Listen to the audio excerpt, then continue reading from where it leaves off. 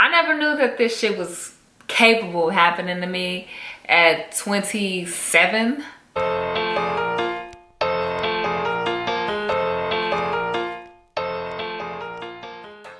gonna not be so sensitive. I'm not gonna weep. But I wanted to give you all a health update about my life. And my first rheumatologist appointment was last Friday. A rheumatologist is a pain doctor. Basically, they're a doctor that specializes in chronic pain and autoimmune disorders. Being told that I was gonna have to see a rheumatologist was pretty much like, it wasn't the first time I heard it. I'm glad that I have good health care and I had a good doctor to recommend me to good doctors. Like, I feel a lot more secure in my health system now than when I heard that the first time. I really didn't like that doctor, and thankfully I had the insurance where I could just go and find another doctor. It was just like, the closer I get to like really having a full diagnosis, it's nerve-wracking, but it's kind of relieving at the same time, because really 2019 has been one for the books in terms of my health. And I never really experienced any health issues like this before. I never even broke a bone.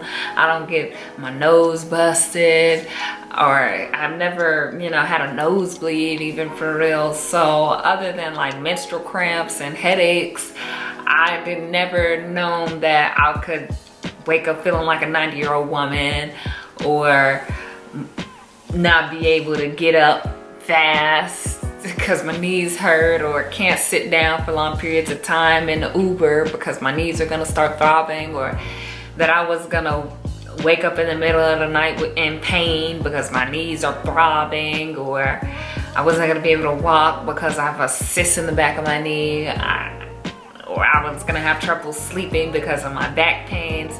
I never knew that this shit was capable of happening to me at 27.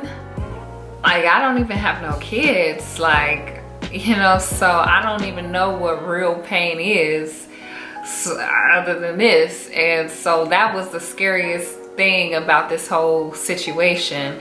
And then when you have these kind of immune diseases, my second thing is just dealing with my emotional demons and trauma. Like, this forces me to face a lot of things like head on, because autoimmune disease is something I know way too well because of seeing my mother suffer with lupus and fibromyalgia, amongst other numerous things that they started finding with her thyroid issues. And it was like seeing her go through all of that health-wise, and just feeling like so much to her mentally that I don't think she's been healed from. And just, how that affected my whole family, from my grandmother to my siblings and myself, all the medications, all the various battles, us going on lupus walks and showing our support. But I never really understood any of the type of pains or of that illness. You would never understand that until you walk a day in their shoes. And I don't think I've experienced anything half of what my mom has experienced,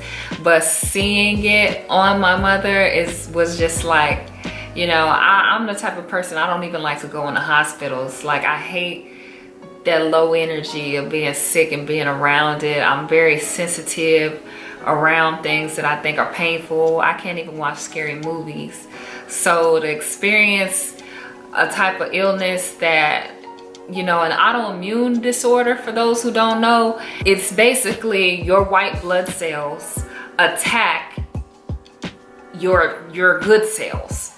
So your cells are attacking its good cells. When your body starts experiencing inflammation, that's what your body does to get rid of a virus. Only something in your body is triggering it to react to a virus that's not there. So it's like your body is fighting itself, and it attacks your organs. So autoimmune diseases also, they operate for a lot of people in flares. So like, they can be perfectly fine one minute, and then the next day they can't get out of bed, and someday it can be a day, sometimes it's weeks, sometimes it's years. And you know, a lot of people wind up having organ problems, especially if they wind up taking heavy prescription medicines and painkillers. You know, that's kind of my thing with painkillers, like the things that these rappers talk about for recreational use. Y'all taking Percocets, y'all taking Xanax, y'all are taking codeine. This is stuff that people with real pain literally have to do to get out of bed. Like, I've seen it. So if you get anxiety, the type of mental anxiety you get from having a disease that shows up in one test but doesn't show up in another test, or you have to get multiple tested for, and then the medical bills will give you a goddamn sickness. The medical bill. I'm a Mr. Krabs ass person. I can't be getting those $1,000 bills every time I go to the goddamn doctor. I just came for a checkup. You telling me this? The pills cost what? Oh hell, you know, it's stressful. Like, having this type of thing, there's no automatic test for. A lot of autoimmune diseases, there's no direct, like, oh, we can't test you for lupus. We can't test you for this and that. Like, what I'm going through now, my rheumatologist said is leaning towards fibromyalgia, which is the ultimate you don't look sick illness. Like, you don't look sick, but it's mind-boggling how my body works. But I've been learning so much more about these illnesses, and really I feel ailments and syndromes. I don't feel like all of them are diseases. I personally feel like, as a child of God, as a believer, I can do all things through Christ. I feel like our mind is the most powerful thing we have, and with fibromyalgia specifically, it's directly tied to IBS, anxiety, sleep disorders. And I'm like, you know, if I could change my diet, my sleep, and I could definitely change my exercise regimen. I could totally exercise every day. So that's what my rheumatologist suggested that I do. She just said you really need to maintain a sleep regimen and work out religiously. That'll help you. And I have definitely noticed correlations between me sleeping and how I feel in the knees. Like, when I get a good night's rest, my knees feel so much better. But if I sleep bad, you know, it's a rough day all the way around. But also, you know, when I noticed, like, I thought it was all diet, but I can go to all-you-can-eat buffets with my boyfriend with bottomless mimosas and be feeling so good, dancing, like have no problems in the world, and then on Monday morning going to work I feel like crap. Like, I feel like it's directly attached to anxiety, but also people who work out regularly, they have a better balance of hormones so that they sleep better, so that their anxiety is lower and their stress is lower. So that's why I think exercising is definitely my new religion. Exercising, I am a meathead now. I am waking up and I'm ready to go. I just ordered this compact elliptical for my apartment, and I can't wait to show you guys. But yeah, I just wanted to give y'all the update of what's going on with me. I'm gonna have like a whole bunch of fibromyalgia facts, workouts for fibromyalgia. I'm gonna show y'all how I stretch and get it in, because y'all don't see the bad days. The bad days, I'm definitely not on camera. I definitely think fibromyalgia is related to stress, because I was not having these symptoms until I was going through a very, very stressful time towards the end of my 2018. It was a lot of family issues going on with me. I was really not happy with work, on top of just the brutal cold of Chicago coming down upon me. So all around the holiday time, it just swirled into a mess of stress. It's about the time I started seeing a psychotherapist. And that was around the time that I was hospitalized for this knee problem.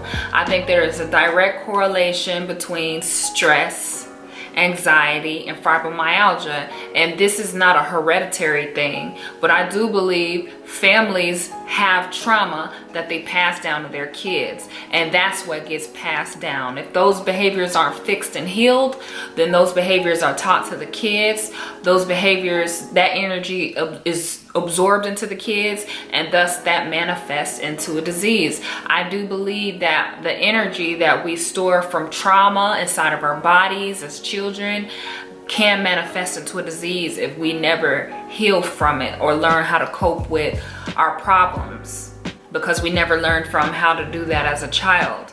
So I am just going on this huge metaphysical mental journey. I'm not gonna let any autoimmune disease stop me. I'm a warrior. I'm waiting on all my test results to come in, and I have an MRI to do this Saturday. But yeah, my rheumatologist, she said it looks like fibromyalgia to me, and I want to run more tests on you because the joint pains in your knees seem more similar to psoriatic arthritis, which is what I already was suspecting it was anyway. But except for I have the muscular pains and chronic fatigue, man. Y'all see me taking these vitamins now and these energy supplements. I directly knew coffee and sugar in the morning was not helping my anxiety. I really was getting anxious at work to the point where when I was drinking a cup of coffee and my boss would walk past me, I would jump like that. Like I have really bad anxiety, and that runs in my family. And if you're a blood type A person, then we're wired for anxiety as well. So I'm like, what can I do to release my anxiety? So I started taking the CBD tea, and that helped me big time after the first month. So I still drink my CBD tea in the morning, and I'm just religious about taking my vitamins. I take a vitamin D3 4000 IU as prescribed by my doctor because my vitamin D is very low. And of course it's wintertime in Chicago, so we don't get no sun. That vitamin D gone. I'm religious about my vitamins and just anything that I can do to maintain low stress levels. Been doing some transcendental meditation as taught to me by a psychotherapist. And you know, I need to make that a religious part of my life, because I noticed my mind, the things that were going on in my mind, like psychotherapy sessions with your girl BB, that's a whole nother story time. I'm telling you, like I got a book inside of my mind for real, for all the things that I've been through and that I come from. But the thing is, nobody sees that. When you just put on a face of makeup and you do your hair, nobody knows that you're sick. Nobody knows that what you're going through behind closed doors with your family, with your relationships, with work. And sometimes I hate it. God gives his toughest battles to his strongest soldiers. I'm so tired of being strong. I know a lot of black women feel me on that. I'm tired of being strong. I'm tired of having to do it all. I'm tired of having to be strong. I want somebody to carry me, baby me, princess me. Like, why? I gotta be strong. You know, I got a very nice man in my life, but damn, you know, I gotta be strong. My body gotta be strong too. Why my body not weak? Yeah, my body not strong no more. The mind gotta be strong. And then it's like at the same time you guys see my body looking better, my skin is looking better, it's like, what the fuck is going on inside of my body? Why can't I shake? What is going on? Like, what is this? Why did my back hurt? Why can't I sleep? So it's like a constant inner battle inside of me with being normal and just wanting to be normal, and then dealing with the reality of what's going on inside of my body. Like, it's my battle.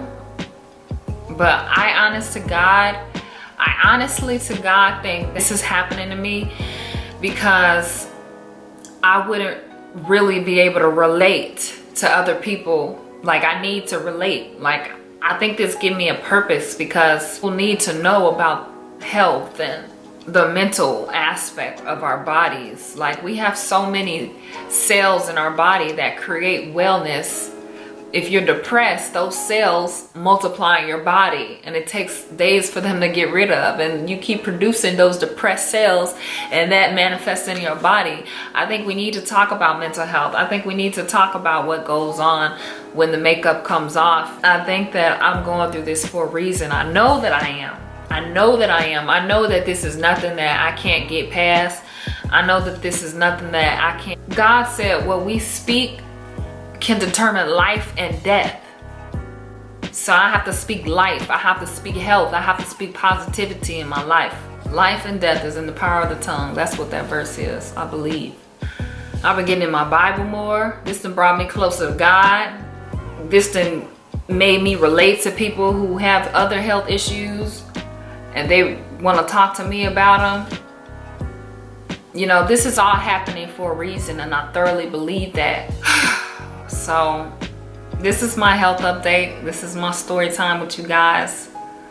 You know, I have to share it with you guys so you don't get too antsy with me. Y'all gotta bear with me. I just want y'all to know what's going on in my mind if I can't push these videos out how I want to push them out. Because it's 2020. I'm working on big goals for you guys. Seriously, I seriously have a platter of things I want to do on YouTube and with my career, and I just think we can do it. So I keep you posted. In the meantime, in between time, it's been good talking to you guys as usual. Whew, I feel better just talking to you all. Like, but yes, it's your girl. Keep me in prayer. It's your girl, Bad on BB. Over and out.